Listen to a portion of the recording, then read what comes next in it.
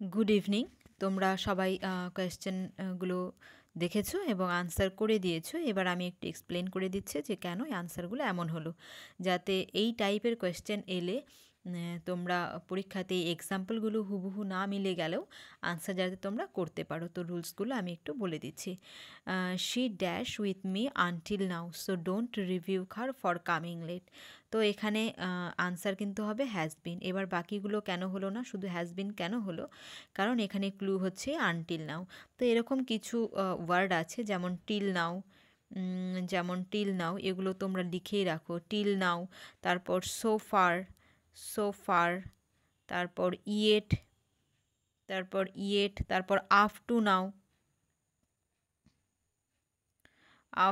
নাও, এইগুলো থাকলে কিন্তু সবসময় প্রেজেন্ট পারফেক্ট টেন্স হয়। ঠিক আছে, প্রেজেন্ট পারফেক্ট টেন্স সবসময় হবে। এগুলো হচ্ছে clue. Till now, until now, so far, up to now, এগুলো থাকলে কিন্তু এইগুলো কিছু কিছু ওয়ার্ড আছে যেগুলো থাকলে কিন্তু প্রেজেন্ট পারফেক্ট টেন্স হয়।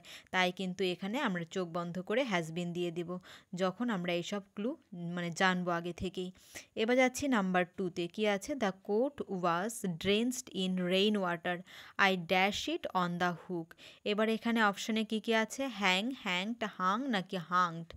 তো এরকম হ্যাং দিয়ে দুটো ওয়ার্ড হয়, এই হ্যাং এবং আম, আরেকটা হচ্ছে হ্যাং। দুটোই হ্যাং। একটা হ্যাং মানে হচ্ছে ফাঁসিতে ঝুলানো, আর একটা হ্যাং মানে হচ্ছে এমনি কোনো জিনিসকে ঝুলিয়ে রাখা।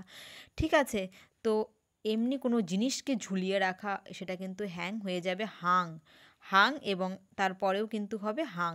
কিন্তু যেটা ফাঁসিতে ঝোলানো সেটা কিন্তু হয়ে যাবে হ্যাংড, মানে এটার সাথে ইডি হয়ে যাবে, হ্যাংড।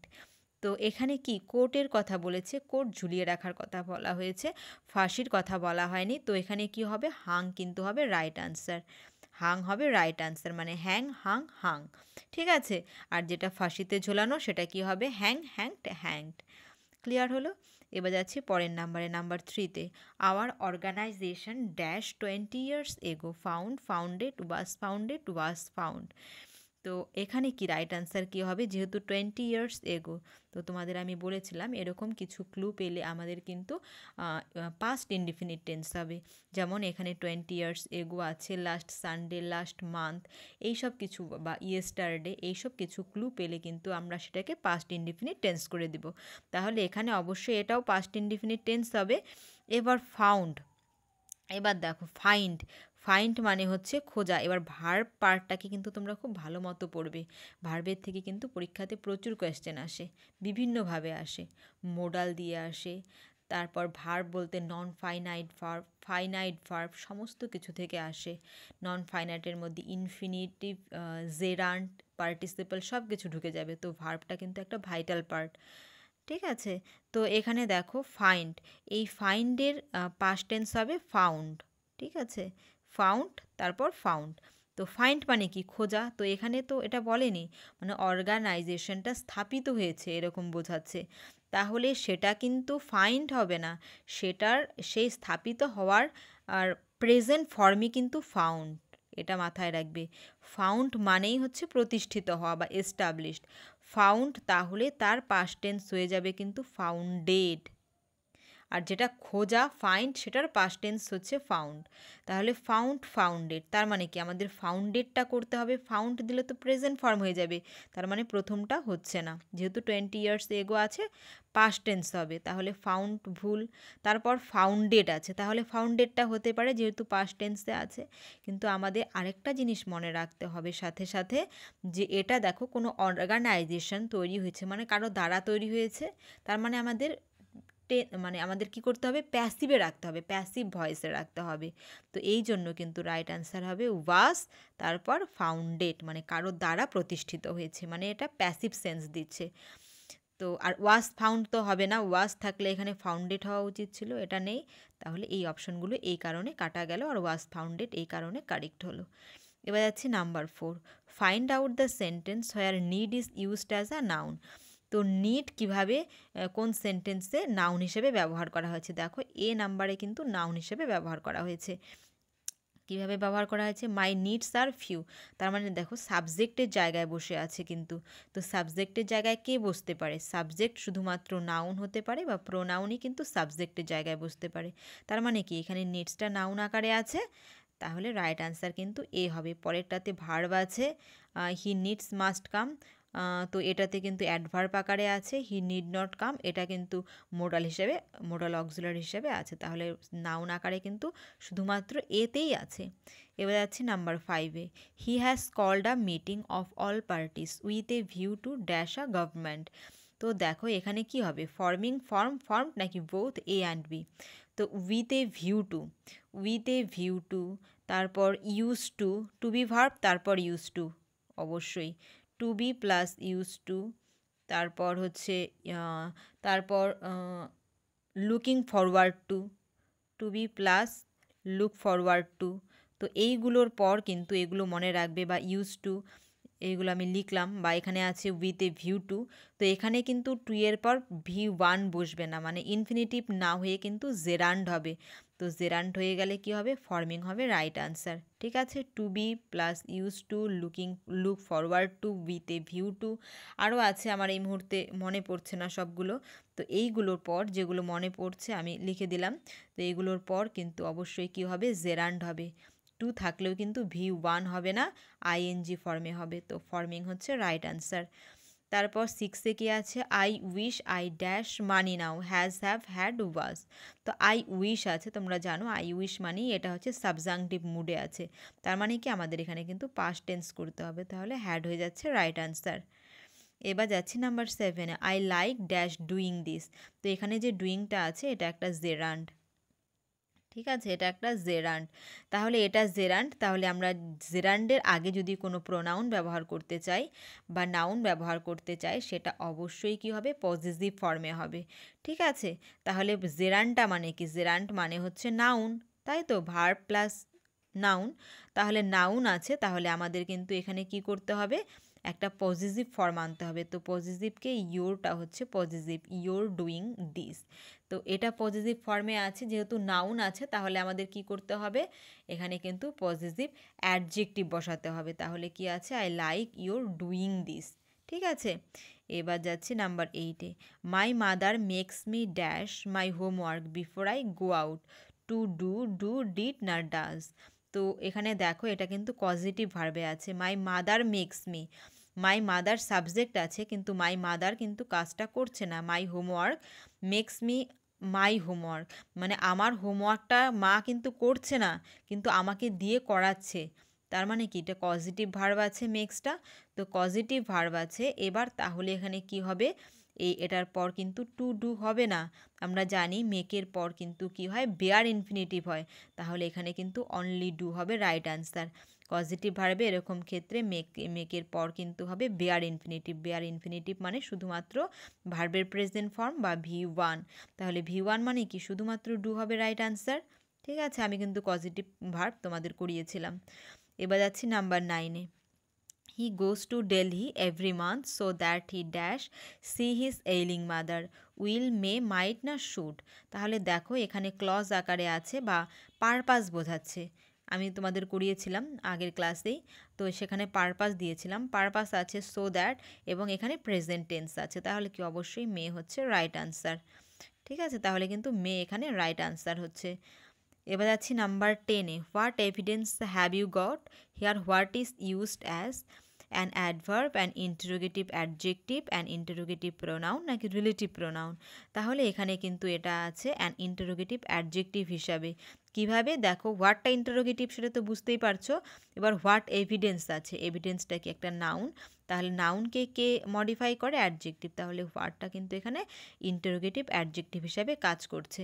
ঠিক আছে, আর যারা এই যে মে, মাইট, শুড এগুলো বুঝলে না, মোডাল অক্সিলারি, তারা কিন্তু আমার যে আগের ক্লাসটা নিয়েছিলাম লাস্ট তোমাদের জন্য, যারা তোমরা মানে আমার সাবস্ক্রাইবার আছো, তাদের জন্য যে নিয়েছিলাম সেটা দেখে নেবে। অনেকেই কিন্তু তোমরা দেখছো না, যারা গ্রুপ মেম্বার সবাই আছো সবাই কিন্তু দেখছো না, তো দেখে নেবে, তাহলে কিন্তু আরও ক্লিয়ার হবে। We dash meet our relatives this days. এখানে কি আছে দেখো একটা জিনিস, সেলডম, সেলডমের সাথে এভার হয় না।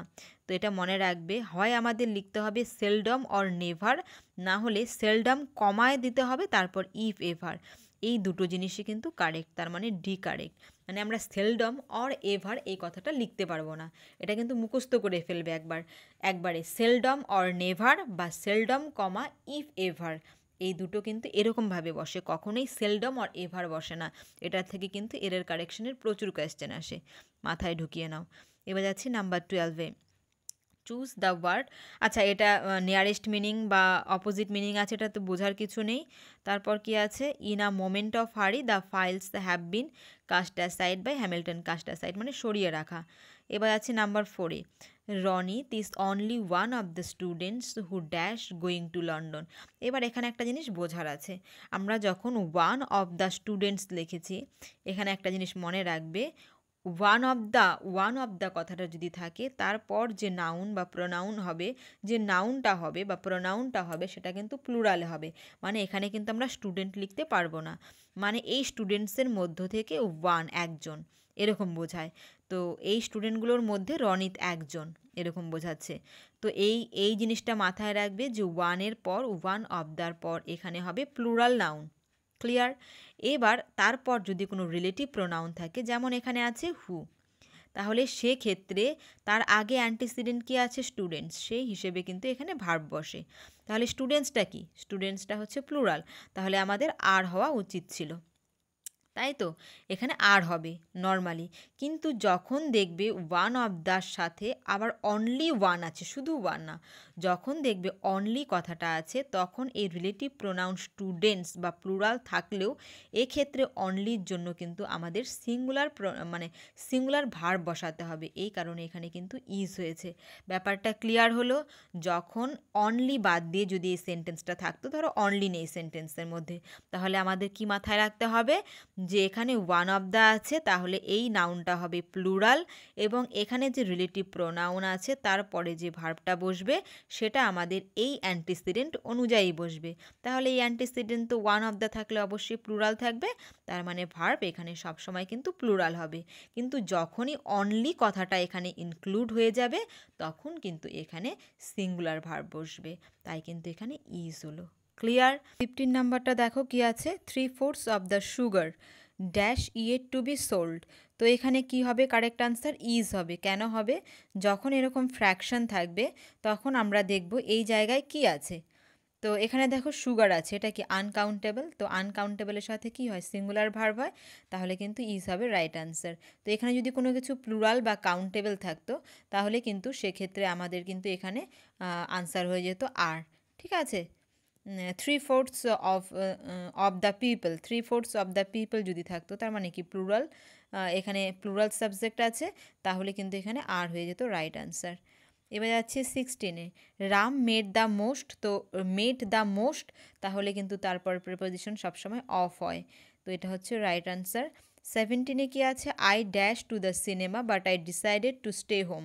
তাহলে আমি তোমাদের করিয়েছিলাম ওই দিন যে কুড হ্যাভ কোন ক্ষেত্রে হয়, কুড হ্যাভটা মানে সাধারণত মোডালের পর কিন্তু V1 হয়, কিন্তু এক্ষেত্রে দেখা যাচ্ছে যে এখানে V3 হচ্ছে। কোন ক্ষেত্রে হচ্ছে, যখন হ্যাভ থাকছে কুডের সাথে। তো কুডের সাথে হ্যাভ তখনই হবে যে যেটা পাস্টের মানে পাস্ট ইভেন্ট বোঝাচ্ছে এবং সেটা কিন্তু ফুলফিল হয়নি। তো এখানে কি, আই কুড হ্যাভ গান to the cinema but I decided to stay home, মানে আমি কিন্তু যেতে পারতাম সিনেমাতে, কিন্তু আমি কি ডিসাইড করেছিলাম, বাড়িতেই থাকার কথা ডিসাইড করেছিলাম, মানে সেটা কিন্তু ফুলফিল হয়নি। তো এখানে এই জন্য কুড হ্যাভ গান হলো। তো যারা দেখোনি ওই মোডালের ক্লাসটা দেখে নেবে। কিন্তু 18-এ কি আছে, এটা অপোজিট মিনিং আছে, বলার কিছু নেই। তারপর কি আছে, dash I turn down the music, তো এখানে কি হবে, দেখো I turn down the music May can could, তাহলে রাইট আনসার কিন্তু হবে অল অফ দিস। কেননা এখানে কিন্তু কোনো ক্লু নেই যে আমি কোনটা দেব, কেননা can I turn down the music মানেও আমি কি মিউজিকটা বন্ধ করতে পারি, মে মানেও তাই, কুড মানেও তাই। তো দুটোর আমি তোমাদের বলেছিলাম যে শুধুমাত্র তাদের মধ্যে পোলাইটনেসের পার্থক্য আছে। যখন আমি ক্যান দিয়ে বলবো তখন তার মধ্যে পোলাইটনেসটা দেখায় না, যে আমি কাউকে বললাম মিউজিকটা বন্ধ করো, তো কথাটার মধ্যে ক্যান দিয়ে যখন বলবো তার মধ্যে কোনো পোলাইটনেস থাকে না, ঠিক আছে, অর্ডার করার মতো হয়ে যায়। ঠিক আছে, তারপর যদি আমি কুড বলি, তো কুডটা কি একটু পোলাইটনেসটা বেশি ক্যানের থেকে, যে একটু পোলাইটভাবে বললাম মিউজিকটা বন্ধ করো। আর যখন মে বলবো তখন তার মানে তাকে রেসপেক্ট করে বললাম যে may I turn down the music, আমি কি মিউজিকটা বন্ধ করতে পারি। তো মেয়েটা যখন আমি বলবো তখন কিন্তু সেটা একটু মানে বেশি পোলাইটনেস থাকছে। তো শুধু পোলাইটনেসের কিন্তু পার্থক্য। তো সুতরাং কি এখানে যেহেতু ক্লু নেই আমি কাকে বলছি বা কেন বলছি, তো এই জন্য কিন্তু প্রত্যেকটা রাইট আনসার হবে। ঠিক আছে, যখন পরীক্ষাতে আসবে তখন কিন্তু নিশ্চয়ই এরকমভাবে ক্লু দেওয়া থাকবে। আমি কিছু কিছু কোয়েশ্চেনে কিন্তু ক্লু রেখেছি, তখন সেই হিসেবে আনসার করব। Dash you turn down the music said the boss to his employee. ঠিক আছে, তো বস তার এমপ্লয়িদের বলছে, তার মানে কি, তার মানে সেটা নিশ্চয়ই সে রিকোয়েস্ট করে বলবে না বস, তো বস কি একটু অর্ডারের সুরে বলবে, তাই কিন্তু ক্যানটাই হচ্ছে এখানে অ্যাপ্রোপ্রিয়েট আনসার। ঠিক আছে, এবার যাচ্ছি 21-এ। Rina said that she dash come alone. তো এখানে দেখো এখানে কিন্তু দুটো ক্লজ আছে, যেহেতু এখানে সেইড আছে তাহলে কিন্তু এখানে আমাদের মে দিতে পারবো না, আমাদের কিন্তু মাইট দিতে হবে, মানে এখানে সম্ভাবনা বোঝাচ্ছে যে সে আসতে পারে, তাহলে মে সেটা হয় সেই হিসেবে, কিন্তু মে আমরা দিতে পারবো না, সেটা হয়ে যাবে পাস্টে মাইট।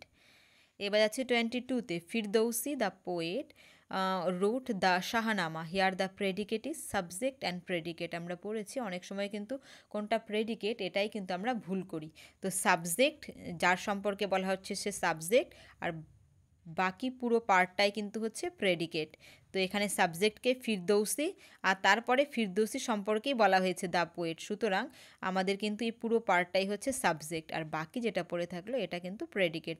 তাহলে রোট দ্য শাহনামা হচ্ছে প্রেডিকেট পার্ট। ঠিক আছে, এবার আছে 23-তে কী আছে, that baby has torn dash clothes his her their its. তো বেবি আছে, তো বেবি আমরা কিন্তু এটা বলতে পারবো না যে এটা ফেমিনিন জেন্ডার বা এটা ম্যাসকুলিন জেন্ডার, তাই কিন্তু বেবিটাকে কি করা হয় সবসময়, তার জন্য যে প্রোনাউন ইউজ করা হয় সেটা কিন্তু ইটস ব্যবহার করা হয়। ঠিক আছে, তো তার জন্য এখানে প্রোনাউন কিন্তু ইটস হবে, রাইট। 24-এ কী আছে, her husband died she heard the news she fainted. তো দেখো আমি সিনথেসিস ক্লাস করিয়েছিলাম, সবগুলো ক্লাস আমার এখনও করানো হয়নি।